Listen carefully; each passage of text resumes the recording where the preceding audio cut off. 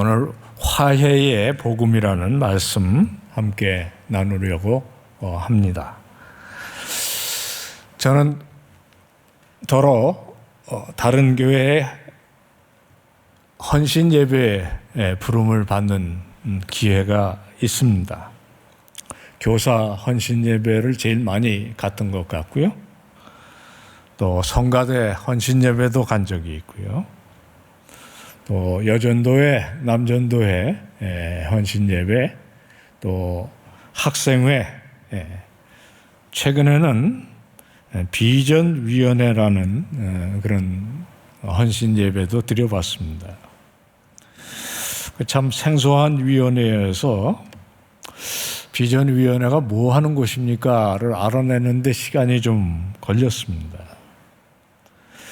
헌신 예배 설교를 할 때에 그때 모여서 헌신을 다짐하는 분들이 어떤 분들이고 무슨 일을 하시는 분들인지 알아야 적절한 말씀을 찾을 것이고 또 그 말씀에 기초해서 그분들이 헌신해야 되는 내용을 격려하고 또 힘을 말씀에서 찾도록 해드릴 수가 있을 거 아니겠습니까? 참 교사, 성가대, 또 전도자 사명이 중요합니다. 그래서 헌신 예배를 드리는데 다양한 헌신 예배 가운데 제가 한 가지 못 해보고 안 해본 것이 있다는 생각을 하게 됐습니다.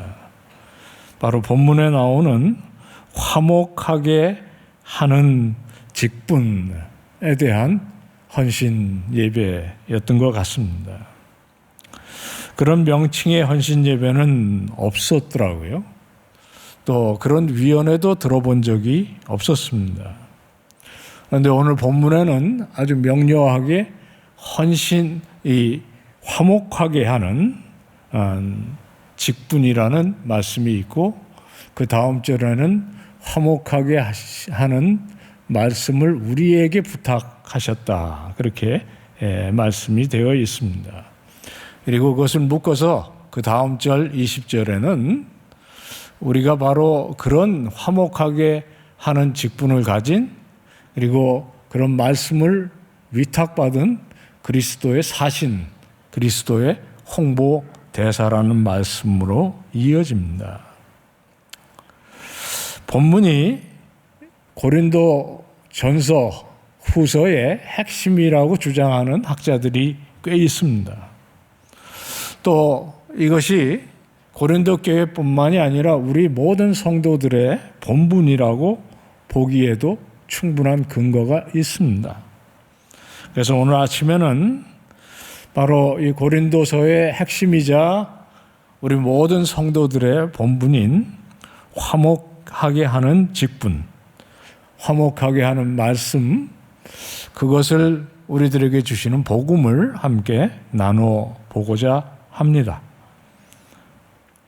사도 바울이 고린도서를 통해서 이런 말씀을 하시는 이유는 고린도 전후서를 읽어보면 굉장히 분명하게 드러납니다.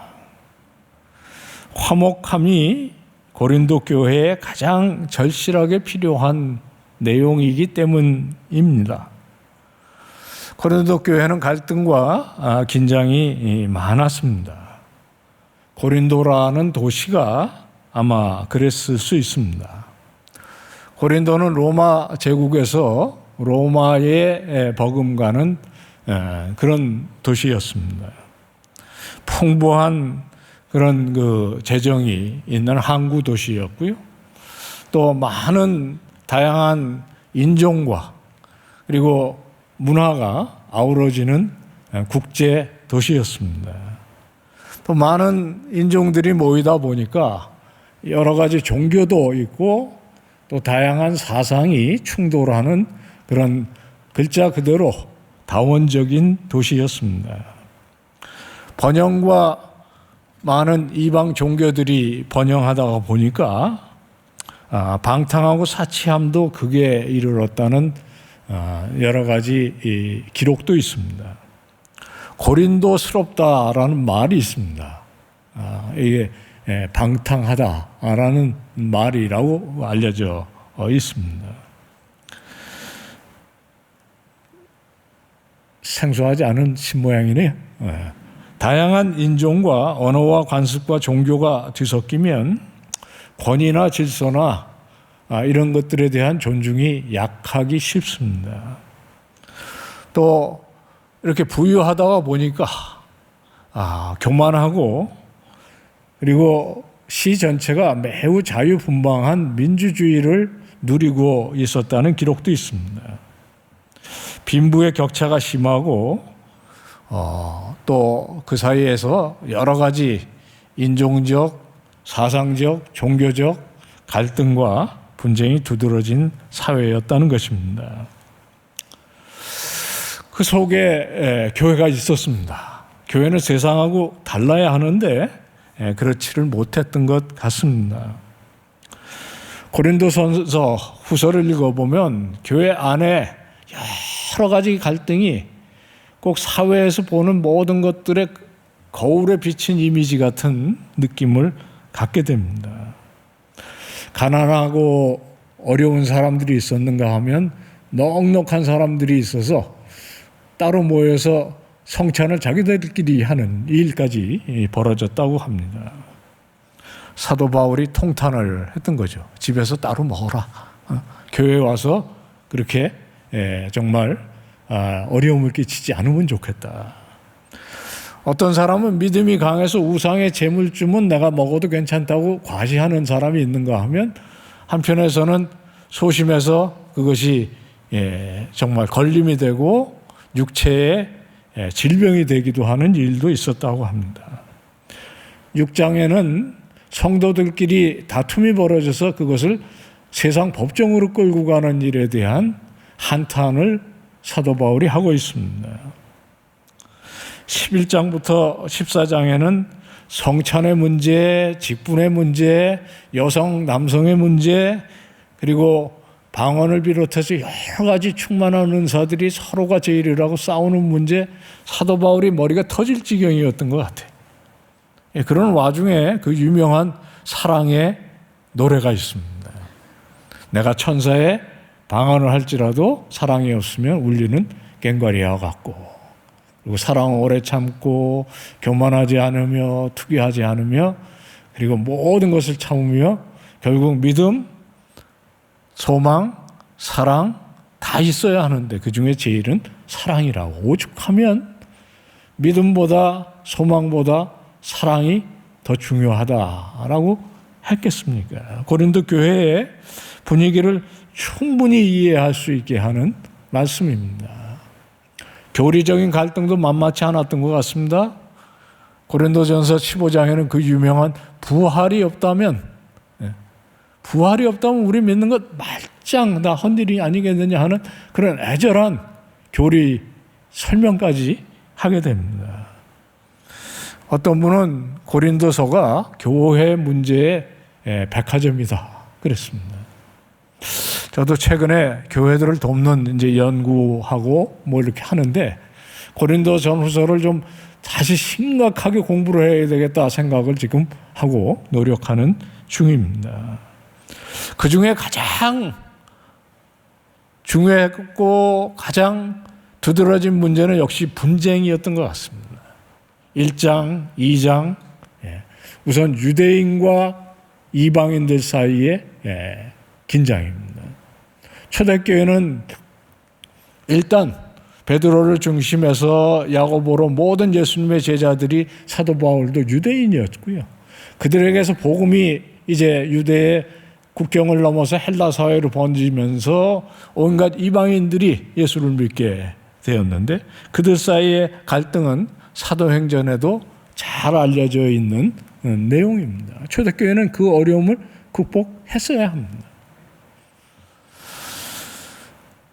고린도서에는 바울파와 아볼로파와 그리고 게바파가 싸웠던 것 같아요.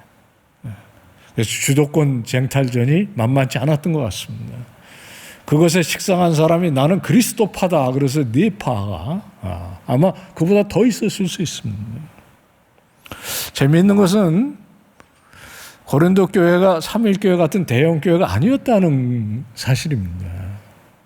예. 누가 누군지 아마 뻔히 다 알 수 있었을 것 같아요. 그래서 저 A라는 형제는 게바파, 나는 바울파, 그리고 저 C 자매는 그리스도파, 그래서 난 싫어. 뭐 이런 그 마음을 가지고 예배에 모였을 때 그 분위기가 어땠을까? 짐작하기가 쉽지가 않습니다. 분쟁은 정말 교회를 근간에서 흔드는 문제가 아닐 수 없습니다. 가정도 화목하지 않으면 아무것도 안 된다. 가화만사성이라는 말씀이 있고요. 그 이제 확장이 되면 국가와 사회는 말할 필요도 없습니다. 교회는 더 그렇습니다. 이런 상황 속에 이 교회를 소위 개척을 했고요. 18개월까지 걸리는 동안 아마 가장 긴 시간을 이 전도 여행 중에 한 교회에 투자를 했던 사도 바울이 마음이 너무너무 아팠던 것 같아요. 그래서 사도 바울이 10편이 넘는 이 선교 편지를 썼는데 그 중에 고린도서가 제일 길지 않습니까? 로마서 제국의 수도에 있는 교회에 보낸 편지보다 더 훨씬 깁니다. 이 아픈 손가락이었던 것 같아요.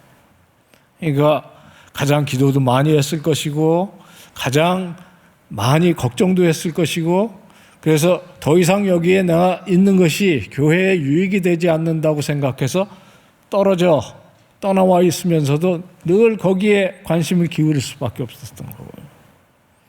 그래서 수시로 편지를 썼습니다. 아마도 지금 전해지지 않는 또 하나의 편지가 있었더라면 아마 3편 이상의 편지를 보냈을 것이라는 거죠. 그 가운데는 특별히 후서에 자기 자신을 향한 의심과 불신에 대해서 다룰 수밖에 없는 아픈 문제가 등장을 합니다. 사도 바울은 박해자였어. 그는 사도가 아닌 것 같아. 저 사람이 하는 말을 우리들이 믿을 수 있을까? 아마 이것이 개인적으로는 가장 힘들었을 것 같아요. 저도 대학에서 한 30년 있으면서 제일 힘든 것이 저를 신뢰하지 않아 보이는 학생이었습니다. 눈을 동그랗게 뜨고 수업 시간에 집중을 하는 것이 아니고 자는 학생은 참 미워요. 근데 그보다 더 미운 놈은 스마트폰을 자꾸만 뒤져가면서 내가 맞나 틀리나 이거 찾아내. 정말 밉죠.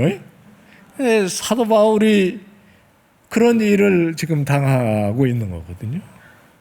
그러니까 교회의 문제는 사도 바울도 피해갈 수가 없는 그런 문제인 것 같습니다.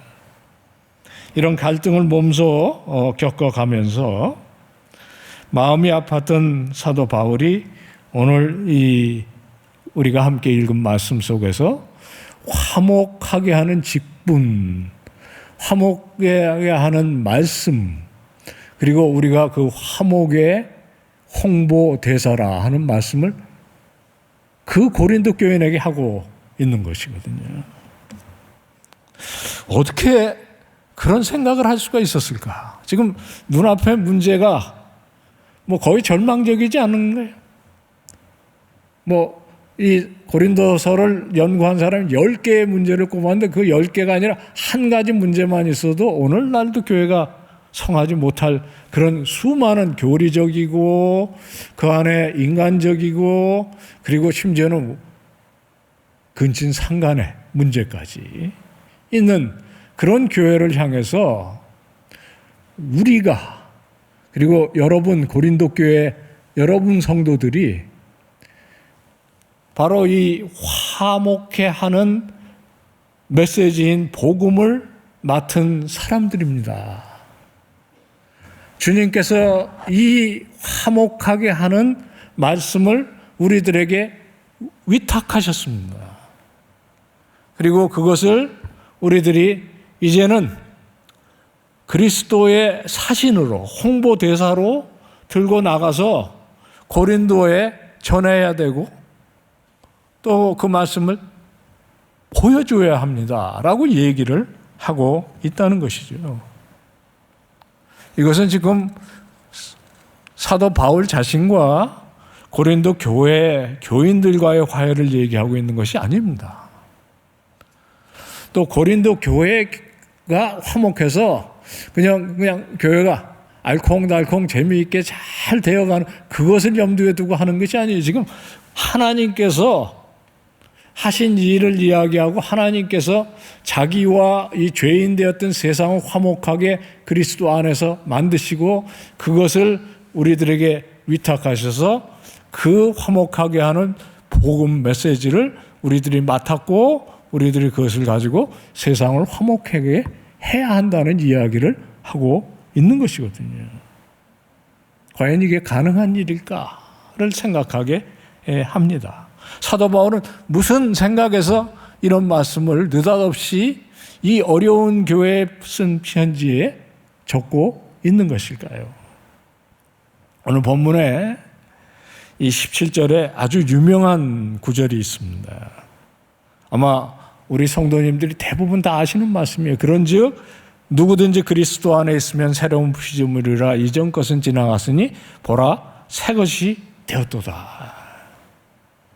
지금 사도 바울은 눈앞에서 벌어지고 또 소식이 들려올 때마다 아프고 어렵고 깨어지고 이지러진 교회를 향해서 편지를 쓰면서 느닷없이 그리스도 안에 있으면 우리는 이전 것이 다 지나간 새로운 피조물이다 라고 얘기를 하고 그 새로운 피조물로 하나님께서 만드신 이유에 대해서 쓰고 있는 것입니다.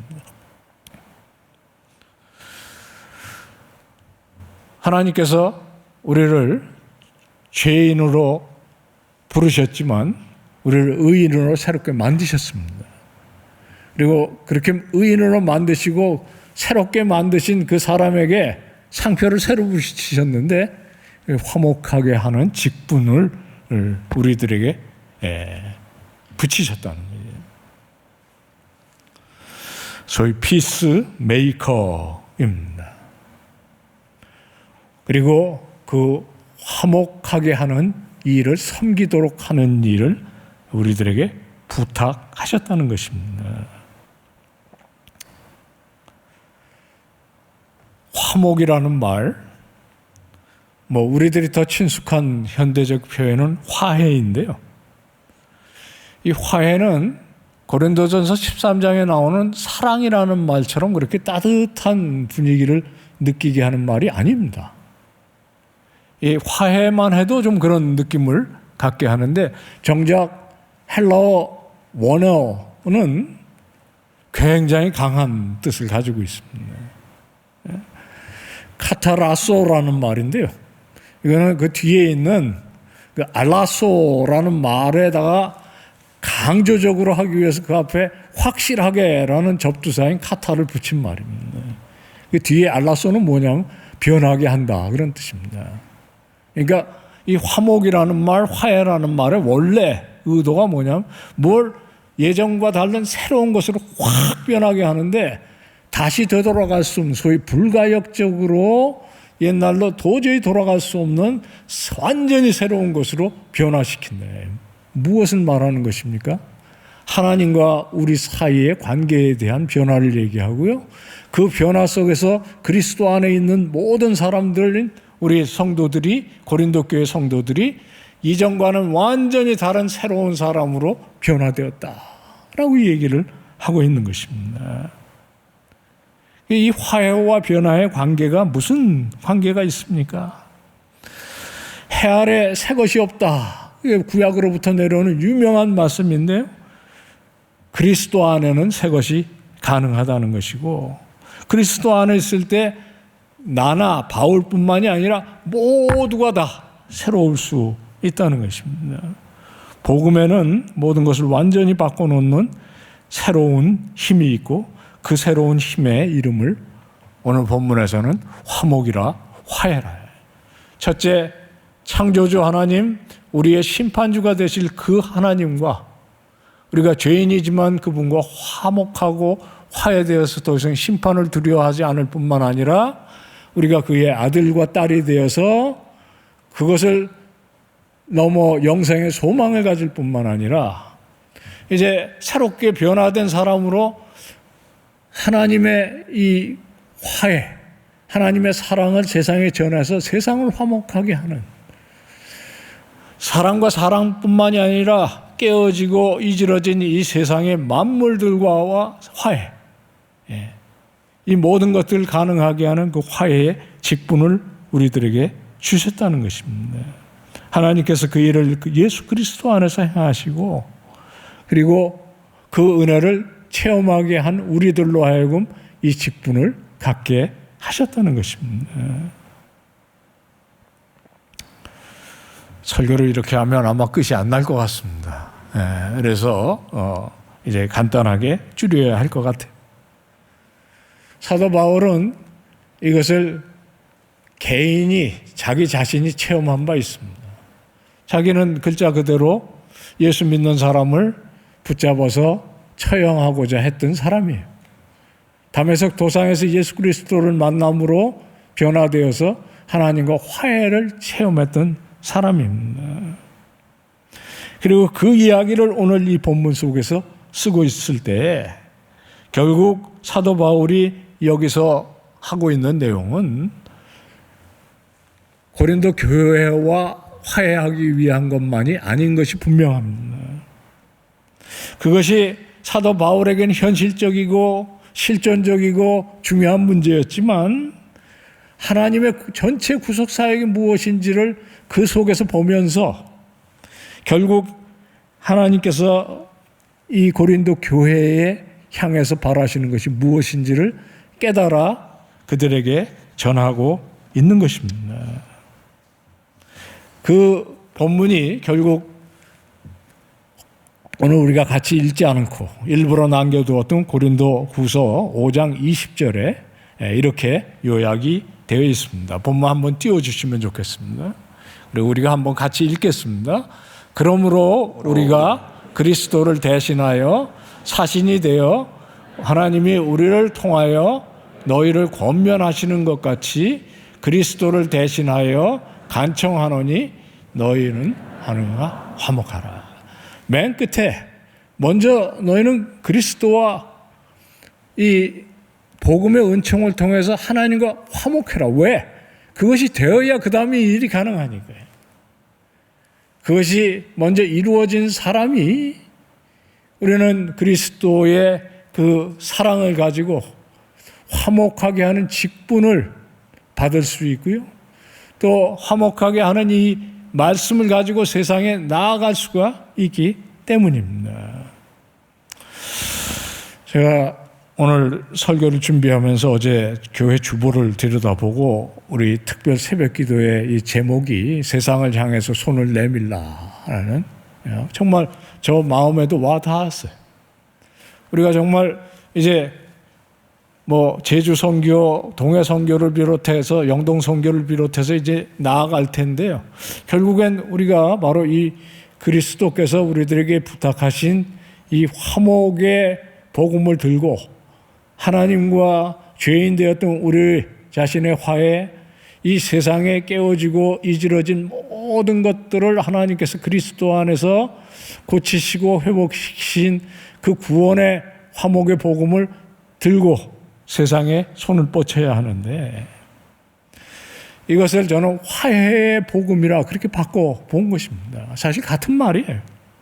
18장 19절에 4번이나 나오는 이 화목의 단어에서 취해본 말이고요. 사실 사도 바울이 10서너 편의 이 선교 서신 가운데 거의 유일하게 이곳에서 복음을 화목하게 하는 말씀이다. 딱 다른 곳은요, 로마서에 5장 10절에 우리가 원수되었을 때 그의 아들을 죽이심으로 우리와 화목하게 하셨다라는 말씀을 쓰고 있습니다. 그래서 오늘 본문에서 우리들이 정말 같이 은혜 받고 있지 않았어 하는 말씀은 우리가 누구냐 하는 것을 깨닫고 세상으로 나아가면 좋겠다. 그런 말씀입니다. 우리가 바로 이 화해의 복음이라는 직분을 맡은 사람들입니다. 우리가 이 직분을 제대로 수행할 때 우리는 그리스도의 사신이 될 것입니다. 그것이 2022년 6월 5일에 하나님께서 창조하시고 아름답게 만드신 세상이 깨어져서 형제가 형제를 죽이고 그리고 지금도 끊임없이 분쟁과 아픔이 계속되는 이 땅에 하나님께서 신종원하시는 일이 아니시겠습니까? 오늘 우리는 고린도 교회에 대한 이야기에서 시작했는데 한국 교회와 한국 사회를 보아도 그에 못지않게 화해가 필요한 사회입니다.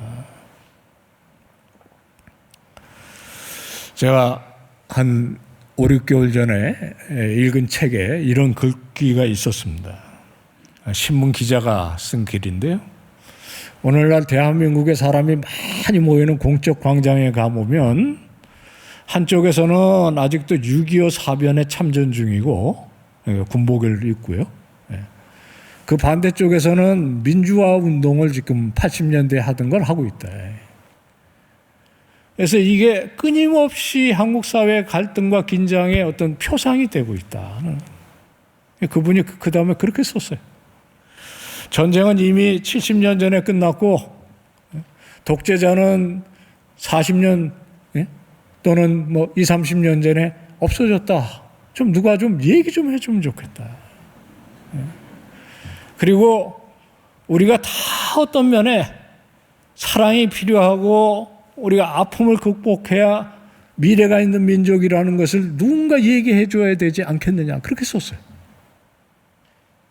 저희 3.1교회 성도님들이 그런 글귀를 보면 어떻게 해야 하는 것입니까? 바로 우리가 그 책임을 가진 사람이라고 해야 되는 것이 아니겠습니까? 우리가 그 공적 광장에서 거리로도 지리적으로도 멀지 않습니다. 제가 얼마 전에 이 어떤 기구안과 한국 교회가 사회에 비치는 이미지에 대해서 조사를 한 적이 있어요. 그 조사하고 그걸 신문에다 공표했다가 굉장히 야단을 많이 들었습니다. 뭐 여러 가지 항목이 있는데요. 교회가 세상이 교회를 바라보는 이미지에 대한 내용을 프로그램에다 돌려서 이미지 중에 키워드 중에 부각되는 키워드를 이렇게 보니까 개신교라는 그 말에 가장 가깝게 오는 30개의 단어 중에 가장 가깝게 오는 단어가 뭐냐면 배타적이었습니다. 불교는 포용적이라는 단어가 상당히 뭐 그런 얘기를 할 필요가 있는 자리가 아니니까요. 얼마나 마음이 아팠는지 몰라요. 우리 사회가 이렇게 교회를 배타적으로 본다면 우리가 어떻게 화해의 사신이 될 수 있겠는가? 그런 생각을 하지 않을 수가 없습니다. 반면에 초대교회를 살펴보면 참 대단한 교회였다는 생각을 하게 됩니다. 오늘 함께 읽어본 이 고린도서에는 그와 같이 문제가 많고 어려움 가득한 교회들이었지만 그럼에도 불구하고 결국엔 그 교회를 통해서 하나님께서 세상과 화해시킨 그리고 하나님의 이 구원의 복음을 2000년 이상 세상에 전하게 하셔서 이 대한민국 서울에 우리가 이 시간에 예배를 드리게 하셨다는 것이거든요. 사도 바울은 오늘 본문 가운데 누구든지 그리스도 안에 있으면 새 것이 되었도다. 예전 것은 지나갔으니 이제는 우리가 이 바로 화해의 직분을 맡은 사람들이라 하는 비전을 오늘 우리들에게 전하고 있는 것이거든요. 이 코로나가 번지기 시작하면서 새삼스럽게 주목받았던 로드니 스타크라는 사람의 기독교의 발흥이라는 책이 있는데요. 나중에 기회 있으면 꼭 한번 읽어보십시오. 초대교회 역병이 한 두세 차례 로마 사회를 휩쓸고 가면서 한 역병은 로마의 인구의 3분의 1을 죽이는 역병 속에 기독교가 위축이 되는 것이 아니라 오히려 활발하게 전해져 와가고 결국에는 로마 사회를 복음화시키는 중요한 한 이유가 되었다는 것을 사회학적인 관점에서 통계적인 수치로 증명해 보려고 했던 책이에요. 굉장히 설득력 있는 책입니다. 첫째가 뭐냐면 교회가 이방 사회보다 생존율이 월등히 높았다는 거예요. 그리고 그 월등히 높은 데는 두 가지를 꼽았어요. 첫째는 죽음을 두려워하지 않는 영생의 소망, 두 번째는 사랑이었습니다. 죽어가는 사람들 아주 물이라도 주고 돌보기만 하는 기본적인 사랑만 베풀어도 생존율이 높아져 가는데 초대교회 공동체들은 죽어가는 이방 사람들과 이교적 신자들까지 모아서 돌보는 일을 하니까 결국에는 그들의 생존율이 눈에 보이게 높은 그런 것이 영생의 믿음을 가진 죽음을 두려워하지 않는 그것만큼이나 확실한 증거가 되었다는 것이거든요.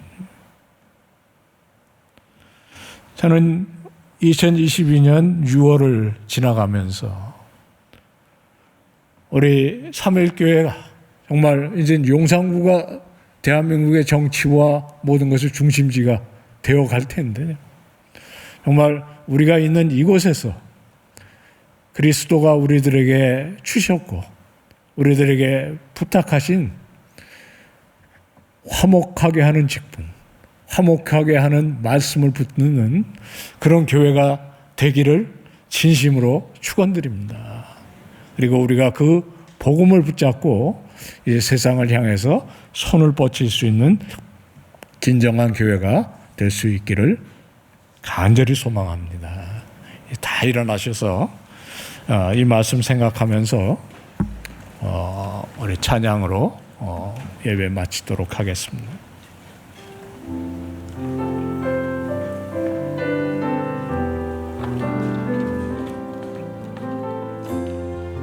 자주 부르는 찬송이지만 우리가 뜻을 다시 생각하면서 오소서 진리의 성령님 이 땅 흔들며 임하소서 거짓과 탐욕 죄악에 무너진 우리가 가슴 정케 하소서 오소서 은혜의 성령님 하늘 가르고 임하소서 거룩한 불꽃 하늘로서 임하사 타오르게 하소서 주 영광 위에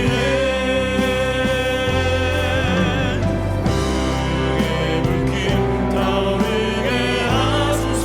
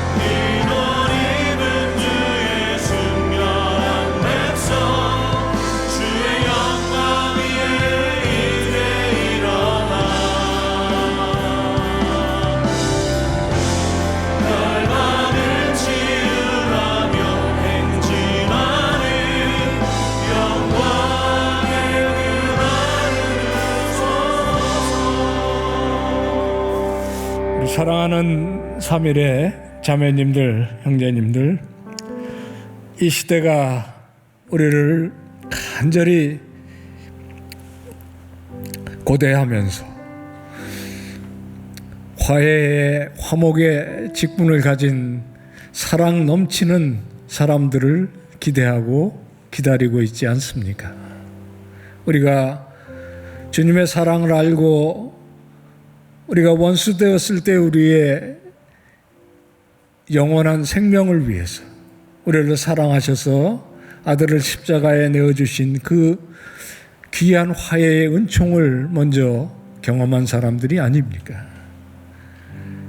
그 주님께서 오늘 말씀을 통해서 2022년 6월 5일에는 우리가 그 화해의 귀한 복음을 맡은 직분자라고 말씀하시지 않습니까?